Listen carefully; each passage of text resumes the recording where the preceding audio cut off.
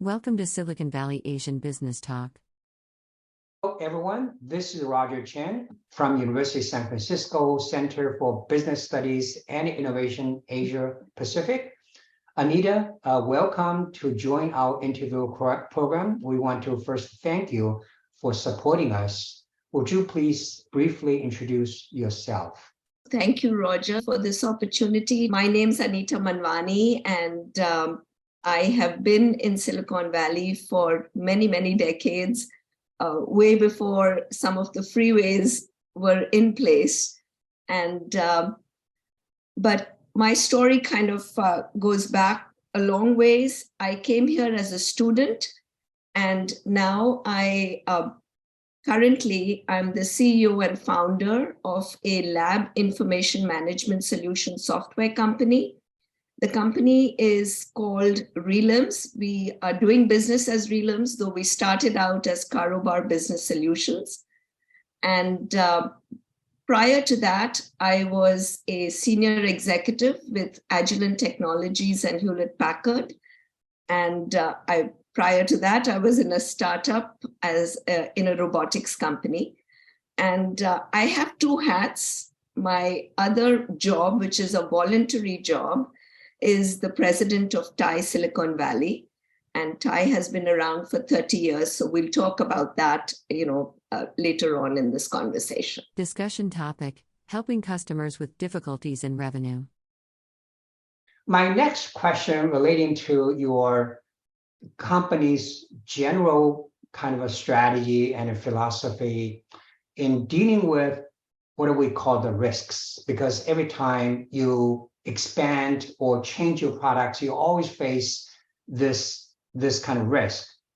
Some very different products, different services tend to be highly risky, but potentially high return, because it could be very different, very new, but bringing high return. So that's a risky part.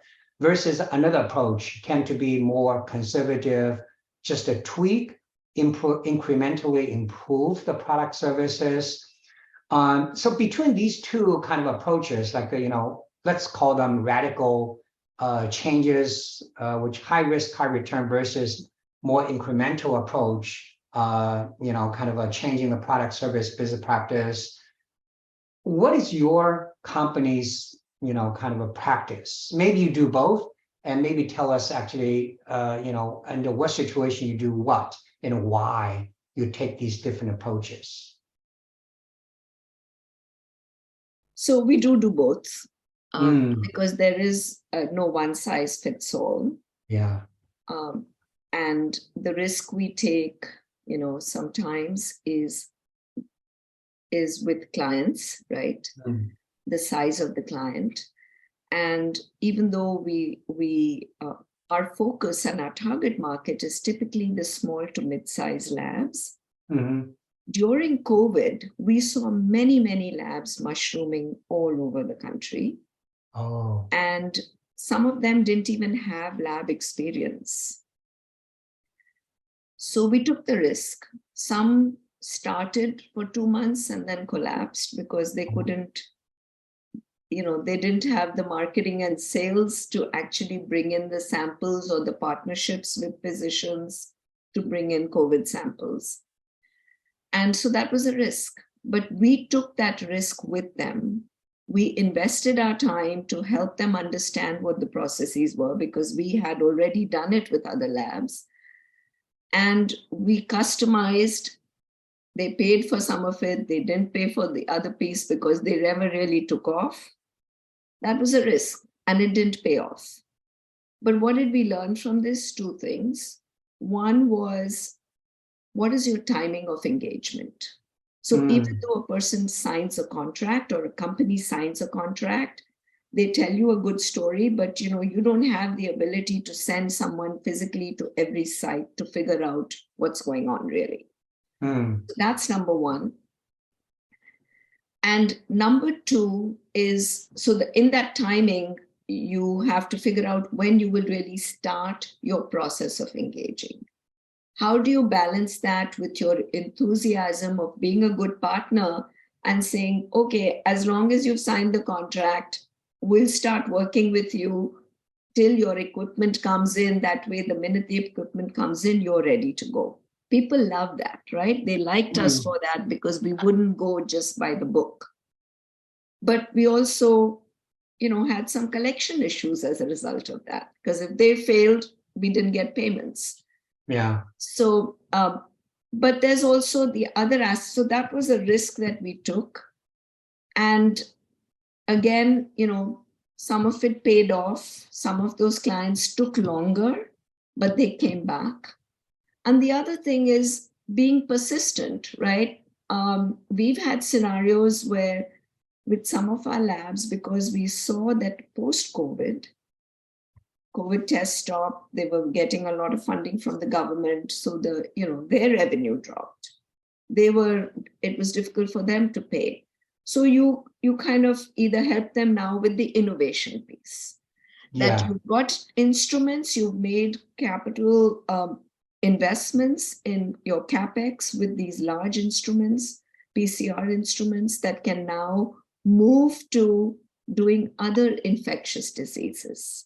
So leverage, helping them understand that is possible as long as they have some inroads into sales and marketing.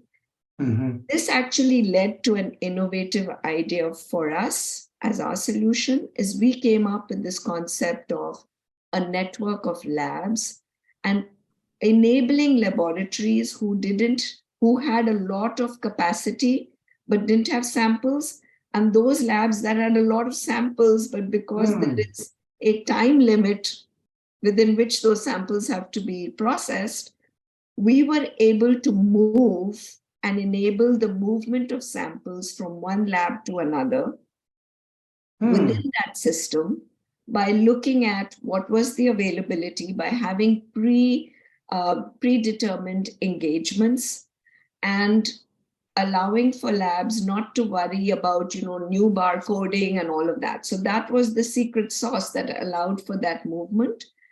And many labs actually were able to come out of that downturn because they were able to get some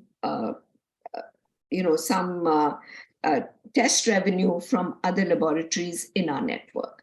So that was the innovation piece of coming up with this technology that could fuel that network of labs. I think persistence is a big one. So you have to take risk.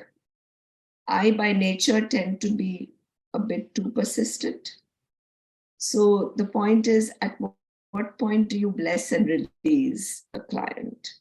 It has helped to be persistent in some cases because we want to keep that record that we've never lost a client.